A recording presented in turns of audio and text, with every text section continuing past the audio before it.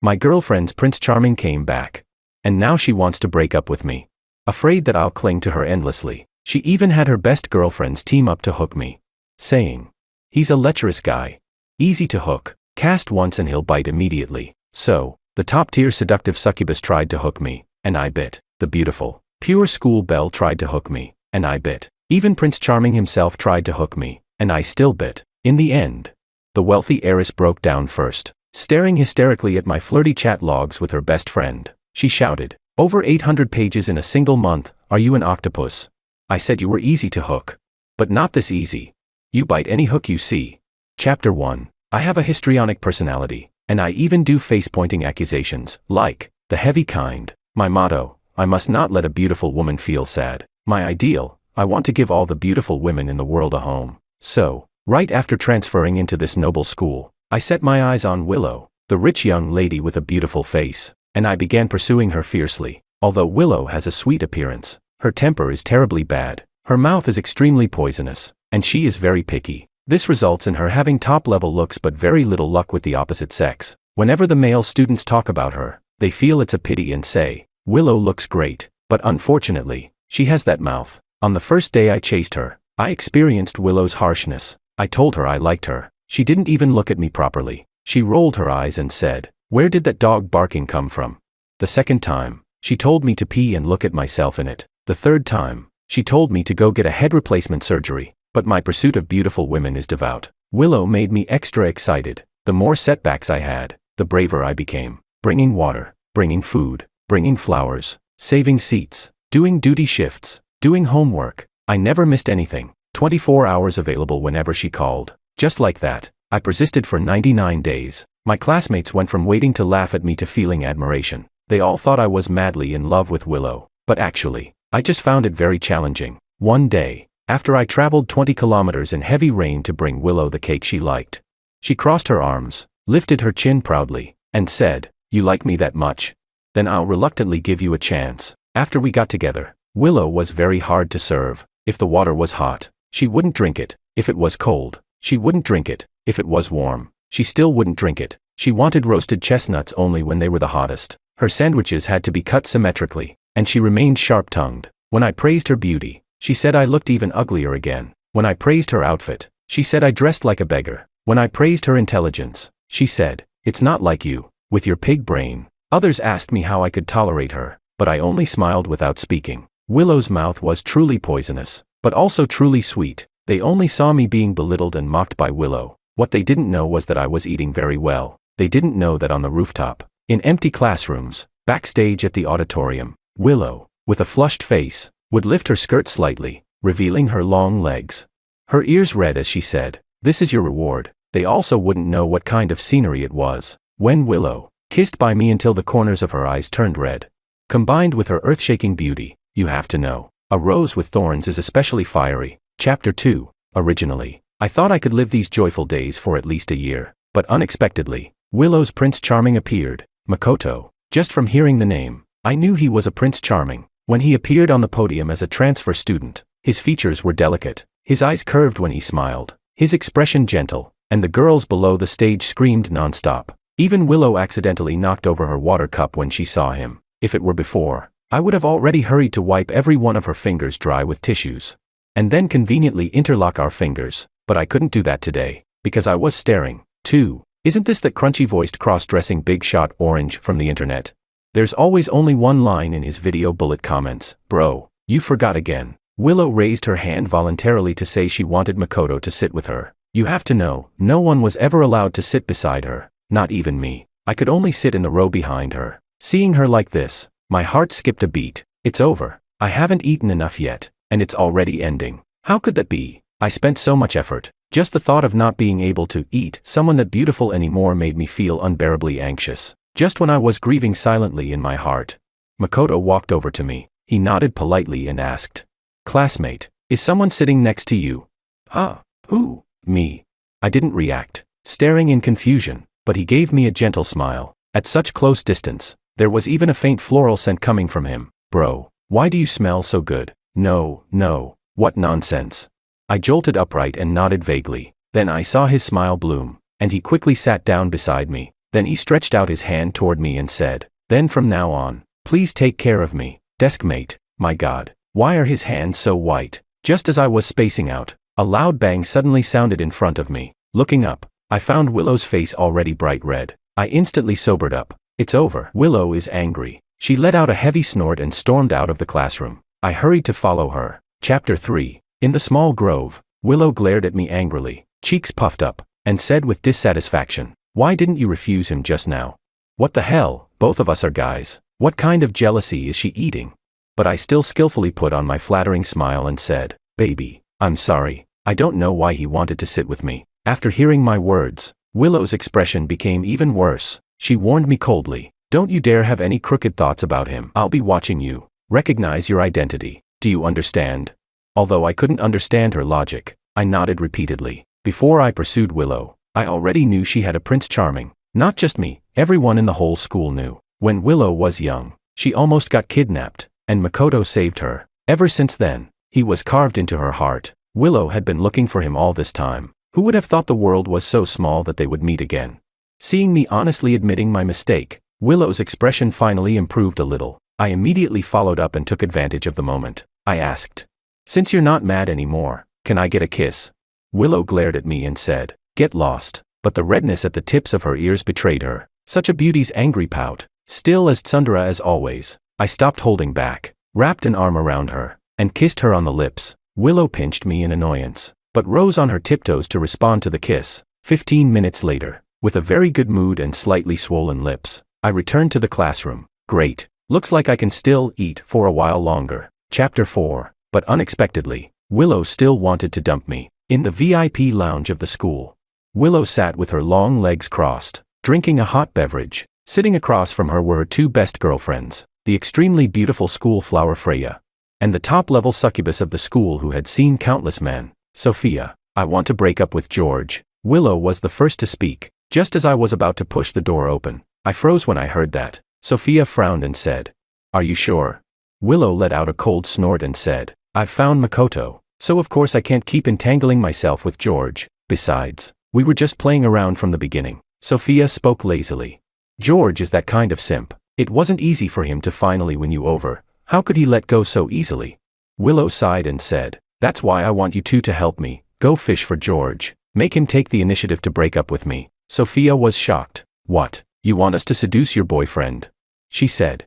"I don't want to. I look down on that kind of simp." Sophia's expression was full of disgust. Willow asked, "Then what about you, Freya?" Freya tucked a strand of hair behind her ear and said, "No interest." Willow let out a light laugh and said, "When it's done, that limited edition LV bag of mine will be yours. As for you, Freya, although I deleted hundreds of photos from my album, your ugly photos from middle school, I didn't delete a single one. After all, we're sisters. Keeping those ugly photos for you is my lifelong duty. You wouldn't want your crush to see them." After saying that, Willow looked completely confident. "Sure enough," Sophia said in delight. "Willow, you really know how to control people." "I agree. Forget George. If it were a dog, I could make it fall in love with me." Freya tightened the pen in her hand nervously. She said anxiously, "No, you're not allowed to show those to anyone." Willow smiled knowingly. She spoke casually, "Don't worry, he's lustful, easy to hook. One hook and he'll bite." Outside the door, upon hearing this, I clenched my fists, my arms trembling. There's actually such a good thing. I walked to a place with no people before daring to laugh out loud, although Willow was the best among the best. Sophia and Freya were no worse. Freya's face was beautiful like a celebrity, and the tear mole under her eye was absolutely stunning. As for Sophia, she could be called a top-level succubus. Her 30-60 fiery figure was full of wild charm. Let me be straightforward. Back then, when I approached Willow, it wasn't only for her face, it was also for these two. Being in the right place gives you first pick. I originally planned to deal with this one and then the other. I didn't expect them to plan to come together. Since that's the case, I can only accept all of them with tears of joy. After I returned, I happily waited for Sophia and Freya to come fish for me. My face carried a smile all day long. When I saw Willow, my smile became even brighter. "Thank you, goddess of mercy." Willow looked at me with disdain and said, "You're this happy just from seeing me?" I nodded vigorously and said, "Wife, I really love you so much." She rolled her eyes and said, "So useless." Chapter 5. Willow's lips curved slightly. She lowered her head and sent a message in the group chat. Maybe he's not that easy to fish after all. Chapter 6. At night, I tossed and turned, too excited to fall asleep. I kept guessing who would come fish for me first. Originally, I thought it would be Sophia. After all, her personality was bold and unrestrained. But unexpectedly, the next day at school, Freya stopped me in the hallway. Her expression was a little unnatural as she said, "Classmate George, do you want to study with me?" I was a bit surprised, so direct, not even trying to disguise it. I didn't expect Freya to be the straightforward type and also so pure. After she finished speaking, I didn't respond. I did it on purpose. I wanted to see what other tricks she had. Sure enough, because I didn't speak for a long time, Freya grew a little anxious. A moment later, she suddenly stiffened her lips into a forced sweet smile. Then, with her voice pinched into a soft, coquettish tone, she said, "Shall we study together?" "Okay, classmate George." Where did she learn this move? Hard fishing. Seeing that I remained unmoved, she panicked a little. I watched her flustered expression with great interest, her long lashes trembling lightly, her lower lip tightly pressed, her beautiful eyes misty, as if she might cry in the next second. Truly, a sight that makes my heart ache with pity. Only after I had appreciated enough did I mercifully let her off. I said, "Of course, being able to study with you is something I couldn't ask for more." Flattering words flowed out of my mouth naturally. Freya looked even more uncomfortable. She hurriedly said, "See you after school in the library." In a very good mood, I walked into the classroom and sat in my seat. Makoto had already arrived. When he saw me, his eyes curved as he handed me a bag of cookies and said, "George, I made these at home yesterday. I brought them for you." I politely expressed my thanks. Strangely, ever since Willow and Makoto reunited, Makoto hadn't shown much reaction. Even when Willow brought up the past to him, he only responded lightly. "Some things I don't really remember clearly, but it's nice to see you again." His attitude toward Willow was lukewarm. Toward me, however, he was quite enthusiastic. He always invited me to eat and play games together. I once said his computer setup was pretty good. He directly ordered another one and gave it to me. He said, "So when we play together, you won't drag me down." I once said his videos looked good. He smiled and asked, "Which one do you think looks the best?"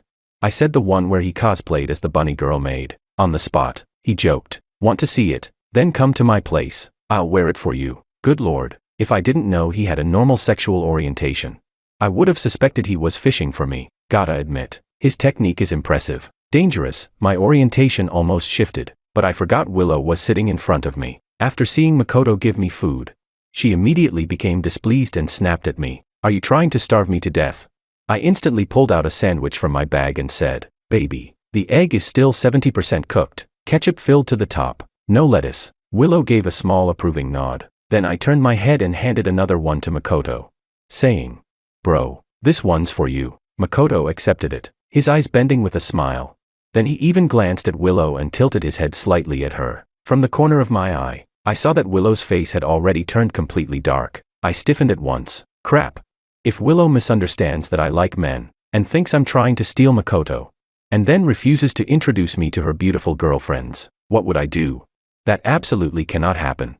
After surviving the whole day in the cracks between danger, I finally made it to the end of school. I headed straight to the library. Our school's library has independent rooms. Freya is the top student of the grade, so she has a room of her own. I hummed a tune as I pushed open the door. Freya, wearing a pleated short skirt, was sitting very properly at the desk. When she saw me, she looked a bit nervous, her hands and feet at a loss, completely pure and innocent. I whistled silently in my heart. When I walked over and sat beside her, I pretended to accidentally touch her thigh. I immediately felt her tremble lightly. I opened my book, then spoke with an annoyed tone. "I didn't really understand this part. Freya, can you lend me your notes to take a look?"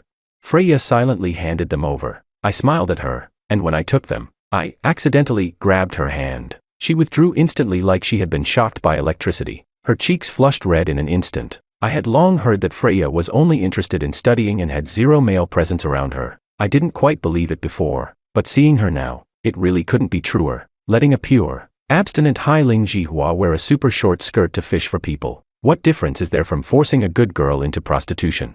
Willow, you really do all kinds of good deeds. For the rest of the time, Freya earnestly explained her notes to me, and I earnestly stared at her. She didn't dare look at me, her voice trembling. And each time she finished a section, she would stutter and ask whether I understood that part. I would nod with a thoughtful expression, thinking I got it. She continued, until finally, she lifted her eyes and carefully asked, "Did you understand?" Only then, under her gaze, did I firmly shake my head. I smiled and said, I'm sorry, Freya. With you sitting right next to me explaining the problems, I can't concentrate at all. I intentionally acted spoiled. Freya's cheeks turned rosy as she trembled and said, then I'll explain it again. Halfway through studying, I deliberately slacked off. I threw down my pen and slumped back in the chair. I said, I have no motivation, Freya. Freya paused her pen and asked dully, then how can you have motivation? I had been waiting for that question. I suddenly leaned close to her. I said, Freya, your legs are really white. Freya was startled, and after hearing my words, her face instantly flushed all the way to her ears. She gripped her pen tightly. In a soft voice, she said, don't, too close. Her voice was so low it was almost inaudible. I asked, then you kiss me once. Another heavy blow. Freya snapped her head up. Her pen scratched a line across the notebook. She asked in surprise, what? I shrugged and said, you asked how I could have motivation. Right, if you kiss me once, I'll have motivation. I raised an eyebrow at her. After hearing my words, Freya's eyelashes trembled non-stop, her eyes dodging, her lips moved, but she couldn't say a single word. Her whole face was completely red. Suddenly, she closed her eyes as if making some huge decision. She said, okay, then, eyes closed. She leaned toward me. However, just as our lips were about to touch, I pushed her away forcefully. I said righteously, no, I was just joking, and you really kissed me. You know I have a girlfriend. Are you trying to be the mistress? Freya froze on the spot, completely at a loss, but I smiled and said, forget it. Just don't tell Willow about this. Let's make it our little secret. Only then did she react. She stood up, not daring to look at me at all. She stammered, it's getting late. Early, I'll go first. After saying that, she ran away so fast she even forgot to pack her books. Watching her panicked silhouette, I whistled in my heart again. Lowering my head, I added a note to her contact on WeChat. Very white, blushes after one kiss. Before bed, I even sent her a few ambiguous stickers. I made sure she wouldn't sleep tonight. Chapter 7. After that day, maybe because I teased her too hard, Freya didn't dare contact me for several days. But I wasn't in a hurry, because something even more fun appeared. Sophia, wearing a black bodysuit, her long legs crossed, the obsidian earring on her left ear shining dazzlingly under the sunlight, was waiting for me at the school gate. She said Willow asked me to send her home. I looked her up and down thoroughly, and finally sighed in my heart. Black bodysuits truly deserve to be called the hottest clothes on a woman. Sophia brushed her long hair to one side, showing me a charming smile. She said, then I'll trouble you. After speaking, she didn't wait for my reply and directly hopped onto the back seat, immediately wrapping her arms around my waist. All the way, I pretended to resist and tried to keep my distance, even attempting several times to push her arms away, but she ignored everything and held me tighter. Even pressing her face against my back, I could feel just how full her figure was. So, where she couldn't see, my smile curved wildly. When we arrived, her legs went weak and she fell into my arms. I quickly pushed her away and said seriously, Sophia, please respect yourself. But actually, when I pushed her away, I secretly groped her waist twice. The texture was excellent. I liked it very much. If dealing with Freya required bold initiative, then dealing with Sophia required pretending to be a deep, sincere, honest man. After all, a love expert who had seen countless men fears true feelings the most, and desires them the most. Sure enough, she frowned slightly, then adjusted her tone and said pitifully, I'm sorry, I didn't mean to. I sighed and said, the speed wasn't fast. Why were you so scared? Her eyes reddened, tears on the verge of falling, and she hiccuped softly as she said, it's all my fault. I'm just too useless. As the saying goes, a woman's single tear can act its way into breaking your heart. I wiped her tears while apologizing to her. Seeing me flustered, she finally put away her tears and smiled at me. She said, actually, I brought you dinner too. Saying that, she took out a lunchbox from her bag and handed it to me. Her gaze lingered softly on me as she said, I don't know if it suits your taste.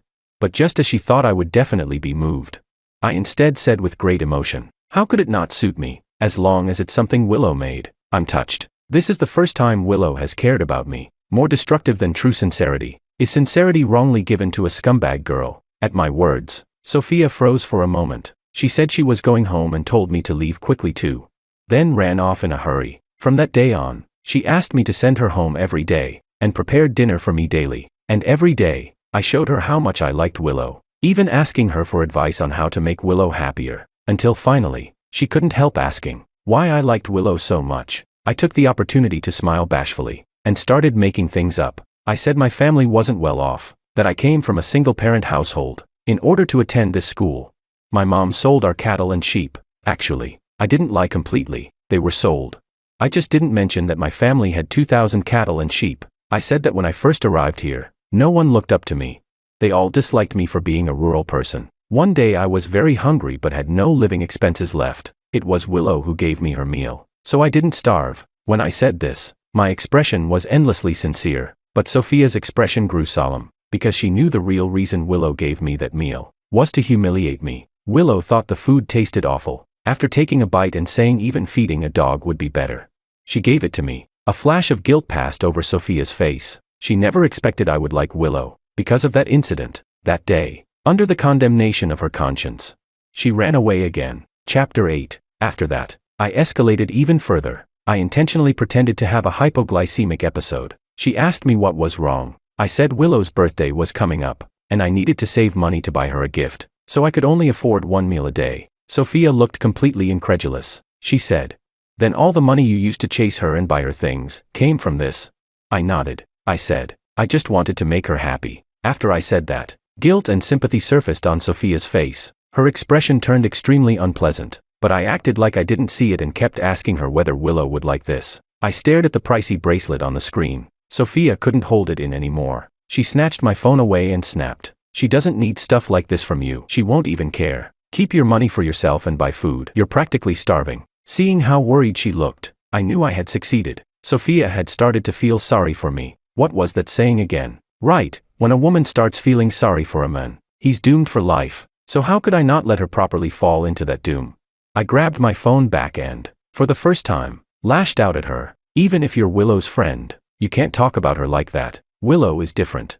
After that, I turned around and walked away. Sophia stood frozen there for a full hour before she finally left. The next day, she started bringing me breakfast. I firmly rejected it. It was time to put her on ice for a while, let her feel anxious and restless, and it was also time to coax Willow. Chapter 9. During PE class, I couldn't wait. I pushed Willow into the equipment room, hooking her arms around my neck. She scolded me for being so impatient. I didn't bother talking. I grabbed the back of her neck and kissed her directly. When the kiss grew heated, Willow's eyes turned slightly red. Just as I was savoring this rare sight, I noticed Freya through the crack in the door. I had come in too quickly earlier, so the door wasn't fully closed. I didn't expect such a pleasant surprise. Thinking of that, I felt a surge of excitement, so I deepened the kiss even more aggressively. The next second, Willow pushed me away, looking overwhelmed. Tilting her head back with a soft, pleading voice, she said, "George, you're too intense. I can't breathe." I knew that right now. With her teary eyes and flushed cheeks, Willow looked irresistibly enticing. Not only was it driving me crazy, this was also the kind of sight that could completely shake a pure, innocent girl, especially since people have associative memories. Freya, at this moment, would definitely be reminded of that accidental kiss from before. Memory comes with touch and scent, so of course, I had to help her relive it a little. Seeing Willow beg, my gaze darkened. I pulled her back into my arms and cupped her face, kissing her urgently again. I laughed and said, "Silly girl, after kissing so many times, you still don't know how to breathe. I'll teach you." Willow's little gasp was swallowed by the overwhelming kiss. At the same time, I intentionally looked toward the door. The moment I lifted my eyes, Freya panicked and ran away. I laughed inwardly, and then continued taking over the territory without restraint. After leaving the nurse's office, I sent Freya a message. I told her to meet me in the library after school. I had something to say. I knew her heart must be in complete chaos right now, which made it the perfect time to conquer her. Freya didn't reply for a long while. I watched the upper left corner of the chat window show typing over and over, and couldn't help curling my lips. "Freya, your heart is shaken." After a long time, she finally replied with one word, "Okay." Satisfied, I put my phone away. Chapter 10. In the lounge, Willow was in a great mood. She asked, "It's already been half a month, how's the progress?" Freya glanced at Willow's slightly swollen, glossy lips and slowly lowered her head. She unconsciously tightened her grip on her sleeves. Her mind was filled with the scene from moments ago. George holding Willow by the back of her neck and kissing her forcefully, while Willow's eyes turned red at the corners, softly acting spoiled toward him. A sudden itch bloomed in Freya's heart. She couldn't control herself from recalling that kiss from before. Even though it had been brief, she really wanted to try it again, just once. When she realized what she was thinking, she shook her head violently. Willow looked at her in confusion. Freya forced herself to sound calm as she said, "I've made no progress. Ask her instead." Sophia had been sitting there all afternoon with a dark expression, silent. Hearing Freya's words, she let out a heavy, annoyed snort. She didn't know why, but seeing Willow irritated her. Her mind replayed the affectionate look George had whenever he mentioned Willow. The more she thought about it, the angrier she got. She spoke with a bitter, sarcastic tone. "He's practically obsessed with you. How are we supposed to get a chance?" Hearing that, the corners of Willow's lips lifted slightly. She blinked and said, "It's not like I want this. I guess my charm is just too much. You two can try harder. My birthday is next month, and I want to confess to Makoto before that. You need to get George handled. If everything works out, I'll treat you both to a big feast. Okay?" Upon hearing that, Sophia was the first to stand up abruptly. She bit her lower lip and said, "Got it." Then she slammed the door and left. Willow blinked, surprised. She asked, confused, "What's she mad about?" Freya stood up without saying a word. She turned and left as well, leaving Willow completely baffled. She thought, do they really hate George that much? Sure, George was a total simp for her, but it wasn't that annoying, right? Forget it, maybe she had wronged them. It was George's fault for liking her too much. Since that was the case, she might as well be generous and help them out. Thinking of that, she sent George a message. "My parents won't be home this weekend. Come to my place." Chapter 11. Seeing Willow's message, I replied with, "Okay." Then I pushed open the door to the study room in the library. Freya sat properly at the desk, still wearing her white short-sleeve shirt and pleated skirt, but her eyes were different. From the moment I walked in, her gaze clung to me like a shadow. When I reached her, her body began trembling slightly. I smiled and said, "Didn't expect you to actually come. Great, I'm saved." The next second, I took out a set of math practice tests and said, "Don't just sit there stunned. Isn't there a quiz coming up? Let's hurry and study." Standing in front of her, I lowered my head to look at her, the exact same angle as when I kissed Willow in the equipment room. Freya pressed her lips together, her voice tightening. "You asked me to come, just to study?" I nodded. A flash of disappointment crossed her eyes, like something inside her had suddenly dropped. She let out a very soft sigh but still obediently lowered her head and started working on the problems. Meanwhile, I occasionally leaned close to her. When passing her the papers, I deliberately brushed her hand. At first, she recoiled like she had been shocked, but later, she lightly brushed back. I pretended not to notice until she, clearly unsettled, asked me how to solve a question. I stood up and braced one hand against the desk, half caging her within my arms as I explained. While talking, I kept inching closer. When I was close enough to smell her hair, my voice suddenly stopped. Word by word, I asked, "Today, in the nurse's office, you saw everything, didn't you?" She froze, her pupils tightening. What are you talking about?" I said bluntly. "You really like peeking, don't you?" Her expression fell apart in panic. She began pleading. "I didn't mean to. Please don't tell Willow." "Okay." Hearing that, I nodded and said, "Just like last time, another secret between us. You're such a great best friend to Willow." Then I added, "But tell me, why should I keep a secret for a toxic bestie like you?" She lifted her head, staring straight at me. In a low voice, she asked, "Then what will it take for you to keep the secret?" And then, she leaned toward me on her own. Her fingertip tapped lightly against her lips. Her voice trembled so softly it could break, yet it carried irresistible temptation as she said, "Just don't tell Willow, and I'll do anything you want." On the surface I looked resistant, but inside I was overjoyed. So this was what lay beneath Freya's innocent facade. After all, her trying to seduce me wasn't even a real secret, yet she seemed to truly enjoy immersing herself in this role of having a forbidden secret no one else should know. Well, what could I do? We're all adults. What could I possibly do? She seduced me. I didn't even want this, right? That night, with my lips swollen and red, I went home completely satisfied. Chapter 12. The next day, when I brought food to Willow, I deliberately wore a mask. Willow asked me what was wrong. I said I had caught a cold. She frowned. "That's strange. Freya also caught a cold today. Stay away from me. I don't want to get sick." Willow stepped back in disgust. I nodded obediently, but behind the mask, the corners of my mouth lifted. Back at my seat, Makoto handed me a few packets of cold medicine. He said, "George, take care of yourself." He even went to get hot water for me, successfully making Willow's face turn dark again. But I didn't coax her this time. I already had her in the palm of my hand. Why bother coaxing?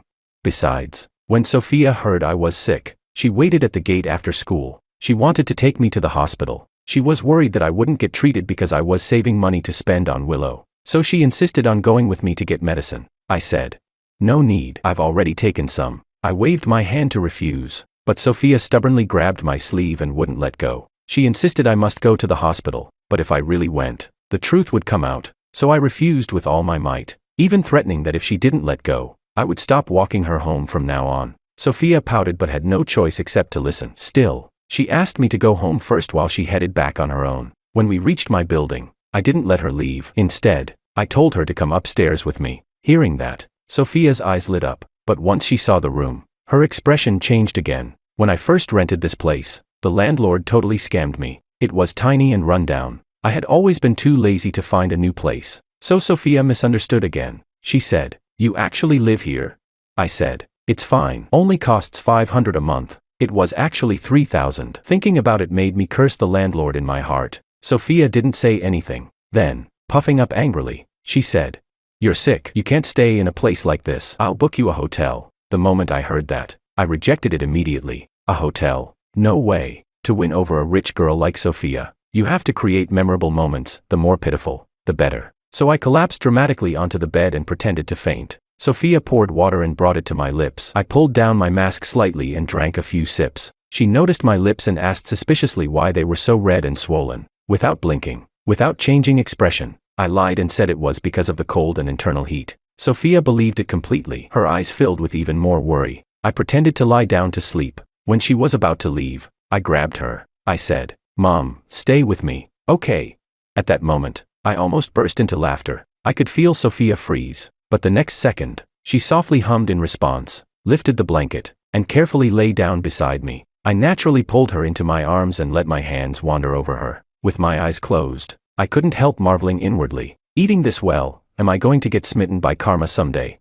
I heard Sophia's breathing turn rapid, but she didn't dare move. She could only stay tightly held against me, luring decent women into a life of vice, and persuading women of the night to turn over a new leaf, turning the pure-hearted into perverts, turning the perverted into the pure-hearted. George, well done. I praised myself in my heart. Chapter 13. The next morning, I apologized to Sophia with a look of deep remorse. I begged her not to tell Willow, even though nothing had actually happened. Even though I had mistaken her for someone else, Willow would still get angry if she found out. Sophia bit her lip and nodded, her face extremely unpleasant. And starting from that day, I began my wonderful routine. Willow in the morning, Freya at noon, Sophia at night. Freya learned quickly. She could already kiss me with ease, matching my pace effortlessly. Sophia, on the other hand, grew increasingly gentle with me. She took charge of all 3 of my meals, and even gave me financial support from time to time. On WeChat, I chatted with one girl after another. Eventually, both of them couldn't hold back and confessed to me, and I gave both the exact same reply. "That won't do. You two are Willow's best friends. What we're already doing is betraying her." Hearing that, Freya would kiss me over and over, using the excuse to ask again and again whether I loved her or loved Willow. I acted terribly conflicted. Sophia, meanwhile, kept bad-mouthing Willow, saying she was more suitable to be my girlfriend. That Willow was just a toxic girl who didn't deserve me. I knew then. Both of them were completely in love with me. So how could I not leverage this for my own benefit? I intentionally mentioned in front of Freya that a certain seductive streamer's revealing outfit looked amazing. The next day, she showed up in a lace-trimmed maid outfit, blushing as she said, "Don't look at anyone else, only look at me." That day, Freya's lipstick ended up completely smudged. She even allowed me to take photos of her. It was amusing. She had originally tried to bait me just to get me to delete a picture, but now she willingly let me take as many photos as I wanted. Later, I casually mentioned to Sophia that I really wanted to see Willow wearing an apron while cooking for me. That night, she went completely braless under an apron and cooked 4 dishes and a soup in my kitchen. She pressed my hand to her chest and said in a seductive voice, "Willow doesn't have a figure like this. Dump her, then you can do whatever you want with me." Then of course I had myself a satisfying touch. As for breaking up, that was impossible. At least not right now. I still wanted to see what other surprises Willow had prepared for me. Soon, the weekend arrived. Fully prepared, I headed to Willow's villa, but when I knocked, it was the butler who opened the door. There was no sign of Willow. At that moment, I received a message from Makoto. He wrote, "Bro, come to the 2nd floor. I have something to tell you." I was a little surprised. Willow invited Makoto today as well.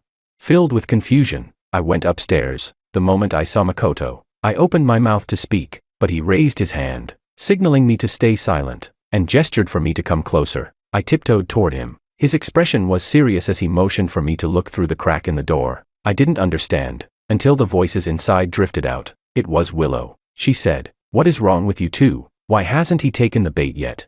Forget it. I'll have to help you again. She continued. George can't handle alcohol. Later, drink more with him, get him drunk, and set things up. I want to spend some alone time with Makoto. Then she said, Makoto is unbelievable. If he hadn't heard George would be here, he wouldn't even have come tonight. After Willow finished, Sophia let out a cold snort. Freya rolled her eyes and said coolly, got it. Hearing that, everything clicked for me. Makoto thought I was Willow's simp, obliviously being played by her, so he brought me here to expose the truth about this manipulative girl. Right now, he was filled with righteous fury, as if he wanted to kill Willow with his glare alone. Gritting his teeth, he whispered, toxic girl. Then he patted my shoulder firmly. He said, George, don't lose your dignity. Pull yourself together. I'm definitely helping you with this. Seeing his united front expression, I was moved to the point my eyes nearly teared up. No wonder he was the Prince Charming, he really was loyal. With righteous anger, he growled. Today, I'll get justice for you. I said, what? Wait. However, in the next second, Makoto kicked the door open with a bang. He started cursing, Willow, fuck, DDDDD. Chapter 14, there I was, staring back at the three people inside the room, 8 eyes meeting mine. Wait. I wasn't prepared for this. My mind raced, trying to think of a plan. Makoto dragged me forward, right in front of them. Freya and Sophia both had panic written all over their faces. Only Willow panicked for a second before regaining her composure. She lifted her chin defiantly. I still hadn't figured out what to do. When Makoto acted first, a crisp slap rang out. All three girls raised their hands to their faces at the same time. I couldn't help admiring him. Damn, he actually slapped all three in one go. I wasn't even finished admiring him when Makoto turned around and slapped Willow a second time. He yelled, furious, we heard everything just now. You really are AF *****ing disgrace. Lying to George, teaming up with your best friends to set him up, aren't you just bullying an honest guy? Your chest isn't even as big as mine, and you think you can date me? Who the hell do you think you are? Makoto's barrage of insults was so perfect I nearly applauded. Bro, when did you become this good at scolding people? Willow stared at him in disbelief. Covering her face, she stammered. You changed. You weren't like this before. You always helped me, saved me, protected me. Makoto looked at her with utter disgust. Save you? That was because my values weren't twisted yet. Even if it were a stray dog, I'd still try to help it. But a toxic girl like you, the kind no one wants, why would I ever want you? Then he turned to me and said, George, I'm always on your side.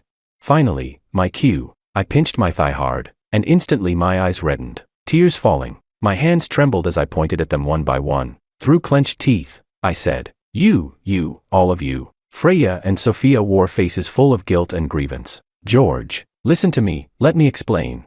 George, it's not what you think. Willow didn't even dare to look at me. I continued the performance wholeheartedly. I said with deep heartbreak, I loved you so much, and you betrayed me like this. I thought your best friends had finally accepted me. I tried so hard to impress them, to get along with them. Willow, what do you take me for? In your eyes, am I just a clown? The more I spoke, the more emotional I became, until I finally erupted. From today on, we're done. We will never see each other again, not for the rest of our lives. Then I stormed out, slamming the door. Makoto shot them a murderous glare before following me out. Freya and Sophia rushed after us. They kept calling my name behind me. I pretended not to hear, running all the way until I reached an empty place. Then, expression completely blank, I wiped away the tears. Faking deep affection is really exhausting on the eyes. Chapter 15. After that night, Freya and Sophia's guilt toward me reached its peak. They kept sending message after message, apologizing, begging for my forgiveness. Freya said she knew she was wrong. She admitted her intentions weren't pure at the beginning. But later, she truly fell for me. She said she had never dated anyone before. That I was her first. She begged me to give her another chance. When she said this, she was kneeling in front of me, her face full of grievance. I lifted a basin of water and poured it over her head. In an instant, her clothes were soaked, revealing her tight and tempting curves. But she didn't resist at all. Water slid down her face, down her body, yet she only looked up at me with unwavering devotion. I was thrilled inside, a beauty soaked to the skin. But on the surface, I was full of fury. I said, impossible. Absolutely impossible. It was you. You shamelessly seduced me, lured me into making mistakes. You made me suffer endlessly in guilt. She panicked and grabbed my clothes. I know. It's my fault. Everything is my fault. A breeze blew past, making her shiver. Her lashes trembled. Her lips flushed. A beautiful sight. After admiring it long enough, I pried her hands off and turned to leave, leaving her in utter despair. Sophia was no different. She even brought a belt. Right in front of me, she slowly slid off her coat, then knelt down. She said, "As long as you forgive me, you can do anything you want to me." I held the belt and lifted her chin with it. She obediently raised her head. The girl who was usually proud and dismissive now looked completely meek. Choking up, she said, "As long as you like it." I had never looked at her figure from such a close distance before. She was impressively built. I suddenly threw the belt to the ground. I said, "A belt is for disciplining dogs. I don't use it on people." Sophia panicked, so she started hitting herself with it. Red marks spread across her back. The pain forced little cries out of her. I pretended to look heartbroken. But inside, I was exhilarated. More, just a little more. When she was covered in marks, I finally shouted, "Enough. Don't appear in front of me again." And with that, I left without looking back. As for Willow, she didn't come to apologize, but she constantly had people checking on my condition. Every time, I acted like I couldn't eat or sleep, devastated by heartbreak. I even looked at her photos with a face full of longing. If I didn't drag her guilt to the absolute limit, how was I supposed to deal with her? Sure enough, when she heard that Makoto and I were drinking ourselves sick at a bar, Willow finally couldn't take it anymore. Chapter 16. I pretended to be completely drunk and slumped over the table. Willow said, "I'm here to pick up George." Makoto cursed angrily.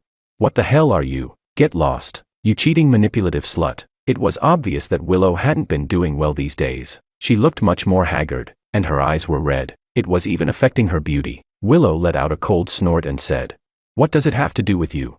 I'm only letting it go because you saved me once, so I won't bother arguing about what happened before. But I'm George's girlfriend. This is between us." Her words were sharp. I clicked my tongue inwardly, still as disobedient as ever. I pretended to be irritated by her and, with burning anger, slapped her across the face. Willow was stunned by the hit. The next second, I grabbed her collar and unleashed a flurry of blows. I said, "Do you know how much I love you? How could you treat me like this?" "Willow, I feel like I'm suffocating." After hearing my words, Willow's expression shifted from anger to guilt. Eyes lowered, she said, "George, I raised my hand to cut her off and said, "Get out. Don't fucking bother me." Seeing the guilt on her face, I knew I had achieved my goal. Sure enough, the next day, Willow knelt in front of me. She still wasn't used to being the one in the lower position. Her posture was perfectly proper, but her tone was as arrogantly proud as always. She said, "I already know I was wrong. I just didn't expect that you loved me so much that I hurt your feelings. I apologize. I'm sorry. Please forgive me. Can we go back to how we were before?" To show my sincerity, she opened her coat, revealing her body wrapped in ropes. The tips of her ears were red enough to drip blood. I didn't speak. I only lifted her chin, feeling humiliated. Willow was about to lose her temper, but when she saw my frown, she froze. I leaned down slightly, my voice low. "Willow, I think you've misunderstood something. You're the one begging me now. I used to love that pretty face of yours the most, so I tolerated your bad temper. But after you let those girls flirt with me, I realized Freya and Sophia are both sweeter than you. And most importantly, just like you, they have beautiful faces. So Willow, where exactly is your advantage?" Hearing this, Willow couldn't keep pretending anymore. She wrapped her arms around my neck and leaned in. She said, I can change everything. Ever since we broke up these couple of weeks, I've been miserable. Please don't abandon me." Willow looked desperate. She said, "After you left that day, I realized I was wrong. I never actually liked Makoto. I just mixed up gratitude with affection. The one I like is you. It's always been you. Please have mercy on me. Forgive me." "Okay."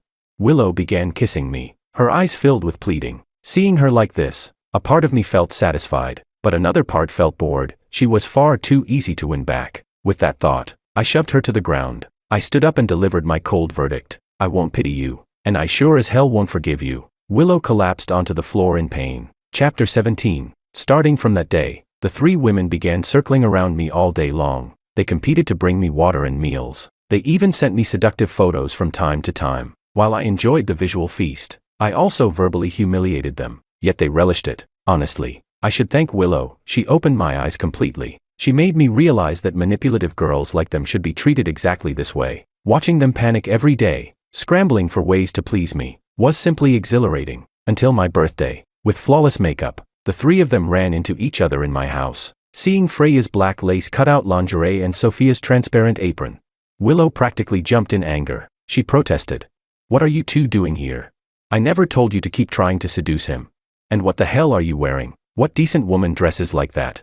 Then she suddenly processed what was happening. She frowned and said, You two are trying to steal my boyfriend. Sophia rolled her eyes and said, Steal? You're the one who told us to bait him in the first place. You're really terrible at this, yet you love playing the game. Freya let out a small derisive hum and said, If you hadn't exposed yourself, George would have fallen for me already. Her gaze toward Willow was icy. Willow was shaking with anger as she said, You're my best friends, and you still stab me in the back like this. Get away from him. Stop seducing George. Freya said, You shut up first. George clearly likes me the most. Sophia looked at me with soft, watery eyes and said, Has he ever opened up his heart to you, told you about his family? Did he ever call you mommy? Only I truly stepped into his lonely heart. Freya snapped back. Lies. He told me I'm gentler than both of you. He should like me the most. Panicking, Freya pulled out her phone to prove it. Sophia immediately took out her own phone as well. You're the one lying. I have screenshots too. As they spoke, they suddenly realized something. All three turned to look at me. Willow was the first to break. Hands on her hips, she said, George, didn't you say you only liked me? What is all this? Freya and Sophia also stared at me, full of hurt. In the end, Willow, face dark with fury, dragged me into the bedroom. She took a deep breath. She placed both phones in front of me. Then she screamed hysterically. Over 800 pages of messages in a month. Are you an octopus? Do you dare read out loud the things you sent them? I said you were easy to hook, but not this easy to hook. You bite at any hook you see. The other two women rushed in as soon as they heard the shouting. Sophia frowned and immediately said, I won't allow you to talk to George like that. Willow looked back at her in disbelief. Freya added, George must have his own reasons for doing what he did. Willow let out a disbelieving laugh. She said, He's been playing us. He's been stringing all three of us along. Are you two insane? The more Willow spoke, the more agitated she became. She snatched my phone and unlocked it by holding it up to my face. I tried to stop her, but it was too late. All I could do was watch her open my messages. She said angrily, Let's see how many side girls you've been keeping. But after just 2 swipes, she began trembling with rage. She said, You saved my contact name as sharp-tongued but soft. George. Willow's voice went shrill as she continued. Freya is pale and blushes with one kiss. And Sophia is tanned skin, big chest, feels great to touch. I slowly closed my eyes. Willow was losing her mind. She screamed. And you two can still forgive him after this? Freya and Sophia remained silent. Willow held the phone up in front of my face. She said, George, talk. Well, since I was exposed, I might as well stop pretending. I smiled indifferently. I said, So it's fine for you three to deceive me, but I'm not allowed to fight back. Besides, all I did was make the same mistake every man in the world would make. It's just human nature. If you can't handle it, you can leave. All three women fell silent when they heard that, until Sophia suddenly knelt and wrapped her arms around my leg, saying, I'm not leaving. I know he was just too hurt. It's not wrong for him to retaliate. I love you. I won't leave you. Freya followed immediately, grabbing my other leg. You've kissed me, touched me, I gave you everything. I'm a traditional woman. You have to take responsibility. I'm not leaving. I like you. Seeing the two of them like this, Willow immediately became displeased. Stop trying to seduce my boyfriend. I'm not leaving. George is mine. It's all your fault. You two shameless flirts kept tempting him. That's why he did something wrong. Get lost, both of you. Willow pushed them aside and knelt in the middle. The three of them knelt on the ground, looking up at me with anxious eyes. Honey, who are you choosing? They waited nervously for my decision, but I only laughed. Choose? There was nothing to choose. Thanks to Willow, I finally realized there were far more possibilities than I'd ever imagined. I used to be too naive. Now that I knew there was an entire forest in front of me, why would I hang myself on just 3 trees?